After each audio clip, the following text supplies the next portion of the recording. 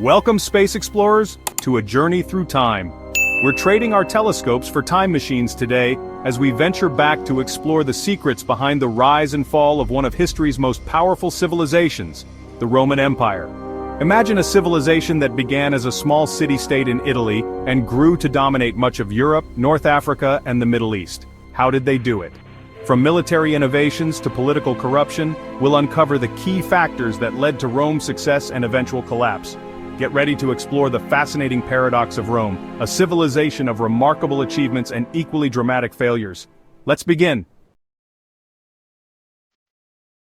Friends, when we talk about the Roman Empire, we have to acknowledge their military prowess. It wasn't just about brute force. They were masters of strategy, discipline, and organization. Imagine this, a single Roman legion, comprising thousands of soldiers marching in perfect formation across vast distances, carrying everything they needed to wage war. Think of the Roman legions as the ancient world's version of a well-oiled, highly disciplined fighting force. They were renowned for their adaptability, their ability to wage war effectively in diverse terrains, from the hills of Scotland to the deserts of North Africa. One of their most iconic tactical formations was the testudo, or tortoise formation. Picture this, soldiers locking their shields together to form a nearly impenetrable wall, advancing on their enemies while being showered with arrows and projectiles. This formation was crucial in sieges and open battles, highlighting the Romans' emphasis on both offensive and defensive tactics. The Romans were quick to adopt and adapt technologies and strategies from their enemies. This combination of discipline, adaptability, and technological advancement allowed the Roman army to expand the empire's borders, conquer new territories, and establish dominance for centuries. We've explored the might of the Roman army, but their prowess extended far beyond the battlefield. The Romans were incredible builders, and their engineering achievements played a crucial role in their rise to power. They understood that to control a vast empire, you needed more than just legions, you needed infrastructure. Imagine a network of roads so vast and well-built that it connected the farthest reaches of the empire to its beating heart, Rome. These weren't just dirt paths. We're talking about paved roads built to last, some of which are still in use today. These roads, like the famous Appian Way, weren't just feats of engineering.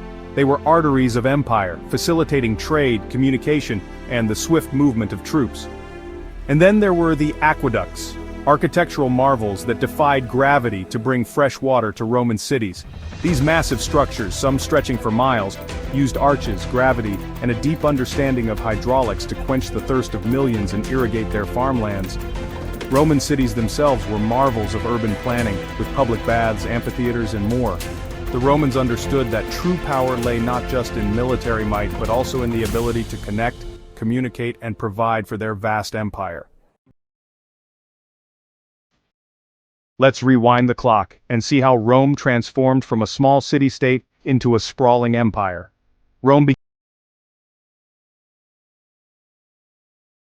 The Republic had elected officials, a senate and assemblies to balance power. Rome's legions expanded its territory, solidifying its power in the Mediterranean. But battlefield success didn't always mean stability at home. The Republic faced internal conflicts and power struggles. Civil wars brought figures like Julius Caesar to prominence. Caesar's rise marked a turning point. He became dictator for life, ending the Republic. His assassination led to the rise of Augustus Caesar. Augustus established the Roman Empire and the Pax Romana. The transition from republic to empire was pivotal, marking Rome's expansion and future instability. The Roman Empire wasn't just a military force, it was a cultural melting pot. As the legions conquered lands, they brought their language, laws, and way of life. This process is known as Romanization. Imagine bustling port cities like Alexandria and Carthage. These were vibrant hubs of trade and commerce. The Romans were tolerant of local customs. Latin became the lingua franca of the empire. It connected people from diverse backgrounds. Even today, Latin influences many modern languages. The Romans absorbed ideas and technologies from conquered cultures. They adopted concrete, enabling iconic arches and domes. This cultural dynamism fueled the empire's growth and longevity. As we delve deeper into the Roman story, we encounter a darker side, a creeping rot that began to eat away at the empire's foundations. The very system that had brought Rome such power and prosperity, its centralized government, its vast territories, its immense wealth, also made it vulnerable to corruption. Imagine the halls of power in Rome, once filled with noble senators debating the fate of the empire, now rife with whispers of bribery, backroom deals, and political maneuvering. The emperors, once symbols of stability and authority, became increasingly susceptible to intrigue, paranoia, and assassination attempts. As the empire grew larger, it became increasingly difficult to govern effectively. Provinces, far from the watchful eye of Rome, became breeding grounds for corruption. Governors, appointed to administer these distant lands, often saw their positions as opportunities for personal enrichment, exploiting the local populations to line their own pockets. The insatiable appetite for luxury goods and lavish spectacles fueled a culture of extravagance and excess among the Roman elite. This moral decay had a corrosive effect on the Roman state, eroding public trust, fueling resentment towards the ruling class, and weakening the bonds that held the empire together.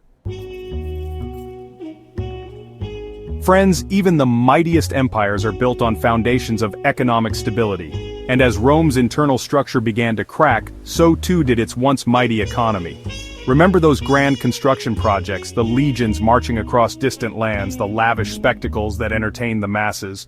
All of that came at a cost.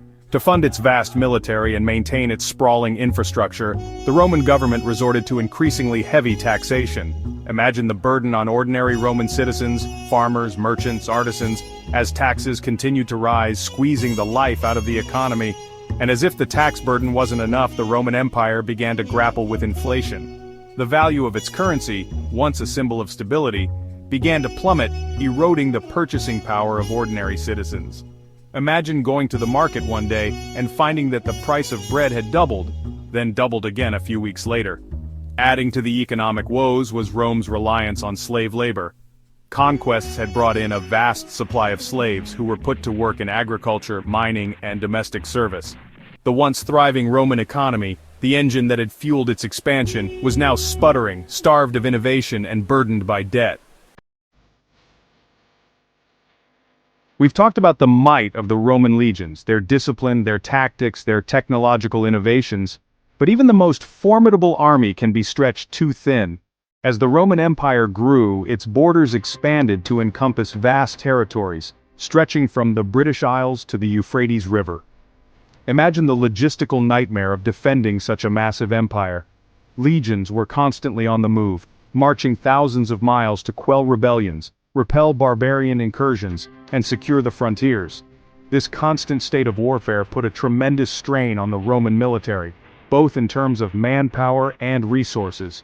To meet the demands of defending its sprawling borders, the Roman army began to recruit soldiers from its conquered territories.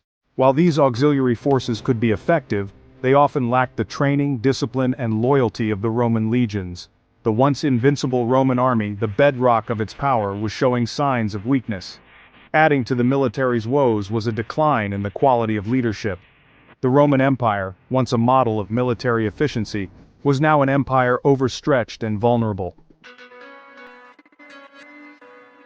Friends, the story of Rome isn't just a story of gradual decline.